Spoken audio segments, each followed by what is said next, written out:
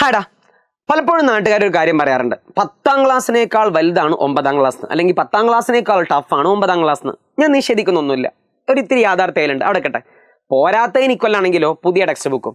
പലപ്പോഴും നമ്മൾ WhatsApp കമ്മ്യൂണിറ്റിയിലൊക്കെ join ചെയ്ത ചില കുട്ടികളുടെ പാരൻസ്, ചിലപ്പോൾ ചില കുട്ടികളും നമുക്ക് മെസ്സേജ് അയക്കാറുണ്ട്. എന്നിട്ട് അവർ പറയും, സാറേ സംഭവം ക്ലാസ് എടുക്കുമ്പോഴൊക്കെ ഞങ്ങൾക്ക് മനസ്സിലാവും, അത് സ്കൂളിൽ നിന്ന് എടുക്കുകയാണെങ്കിലും ചിലപ്പോഴൊക്കെ ഞങ്ങൾക്ക് കത്തും. പ്രശ്നം എന്താ? ഡയറക്റ്റ് ചോദ്യം ചോദിച്ചാലും ഞങ്ങൾ ഉത്തരം പറയും. എന്നാൽ എക്സാം ഹാളിൽ എങ്ങാനും എത്തിയിട്ട് ഈ ഫിസിക്സിന്റെ ഒരു ക്വസ്റ്റ്യൻ പേപ്പർ കാണുന്ന സമയത്ത്, ഒരു പ്രോബ്ലം കാണുന്ന സമയത്ത് കവി എന്താ ഉദ്ദേശിച്ചെന്ന് പോലെ ഞങ്ങൾക്ക് മനസ്സിലാവില്ല, ഇതെങ്ങനെ ചെയ്യലെന്ന് ഞങ്ങൾക്ക് മനസ്സിലാവില്ല എന്ന്. എടാ, ഇത് മിക്കവാറും ആൾക്കാർക്കുള്ള പ്രശ്നമാണ്. അതായത് പ്രോബ്ലത്തിന് എന്തില്ല, ഒരു പരിചയമില്ലാത്ത അവസ്ഥ. കഴിഞ്ഞ കൊല്ലം നിങ്ങൾക്ക് അറിയുമെന്നറിയില്ല, കഴിഞ്ഞ കൊല്ലത്തെ SLC എക്സാമിൽ ഏറ്റവും കൂടുതൽ കുട്ടികൾക്ക് ഫുൾ A+ പോകാൻ കാരണം ഫിസിക്സ് ആയിരുന്നു. അങ്ങനെ പറഞ്ഞാൽ എന്താ, ഫിസിക്സിൽ A+ ഇല്ലാത്തതുകൊണ്ട് 9 A+ ആയിപ്പോയി.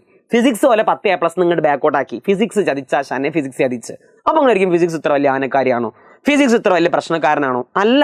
പിന്നെ എന്താ, ഒരു കുട്ടിക്ക് എന്തായാലും ലക്ഷ്യം എന്തായിരിക്കും? ഫുൾ A+ അല്ലെങ്കിൽ നല്ല മാർക്കായിരിക്കും. അങ്ങനെ ഏതെങ്കിലും ഒരു നല്ല മാർക്ക് കിട്ടാൻ വേണ്ടിയിട്ട് നമ്മൾ സയൻസിൻ്റെ ടെക്സ്റ്റ് ബുക്ക് എടുത്തിരിക്കുക.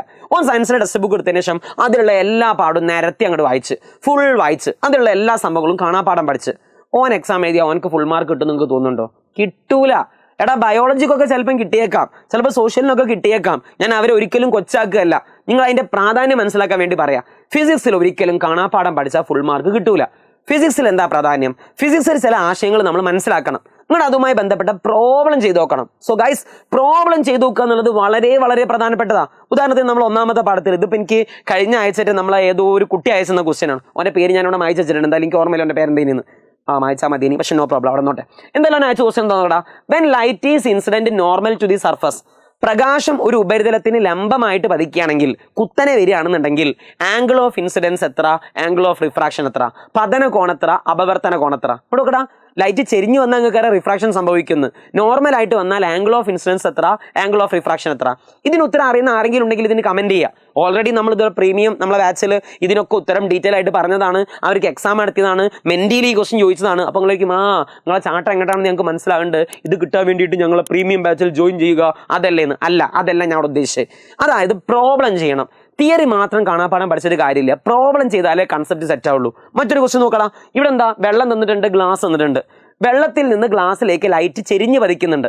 ഇങ്ങോട്ട് ചോദിക്കുകയാണേ, ചിത്രം ഫുള്ളാക്കണം, ഇങ്ങോട്ട് ആംഗിൾ ഓഫ് ഇൻസിഡൻസും ആംഗിൾ ഓഫ് റിഫ്രാക്ഷനും മാർക്ക് ചെയ്യണം, പതനക്കോണും അപവർത്തന കോണും മാർക്ക് ചെയ്യണം. അപ്പോൾ ഇങ്ങനെയുള്ള ചോദ്യം വന്നാൽ എന്താ, നിങ്ങളിത് നേരെ പാഠം മൊത്തം പഠിച്ച് എക്സാം ആണെന്നാണ് ഈ ചോദ്യം കാണുന്നതെന്ന് ഇരിക്കുക. അപ്പോൾ നിങ്ങൾക്ക് എന്താ പ്രശ്നം വരിക? നിങ്ങൾ ഇരിക്കും, സാറേ ഇതൊക്കെ എങ്ങനെ ചെയ്യുക, ഇതൊക്കെ എന്ത് ടഫാ.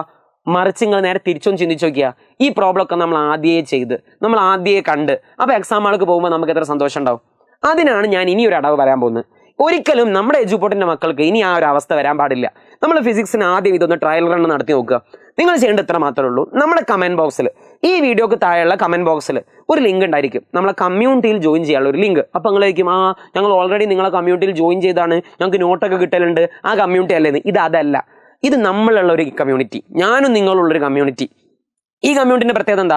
ഈ കമ്മ്യൂണിറ്റിയിൽ നിങ്ങൾ ആദ്യം ജോയിൻ ചെയ്യുകയാണെങ്കിൽ, ആദ്യമേ ഞാൻ പറയാം, 9ാം ക്ലാസ്സിൽ ഫിസിക്സ് പ്രോബ്ലം ചെയ്ത് പഠിക്കാൻ താല്പര്യമുള്ള ആൾക്കാരാണ് ജോയിൻ ചെയ്യേണ്ടത്. അങ്ങനെ ആരെങ്കിലും ഒരാൾ ജോയിൻ ചെയ്തിരിക്കുക. ഫോർ എക്സാമ്പിൾ, അവനക്ക് നല്ല ആഗ്രഹമുണ്ട് പ്രോബ്ലം സോൾവ് ചെയ്യാൻ. അങ്ങനെ അവൻ എവിടെന്നെങ്കിലുമൊക്കെ തപ്പി പ്രോബ്ലം കിട്ടിയെന്ന് വിചാരിക്കുക.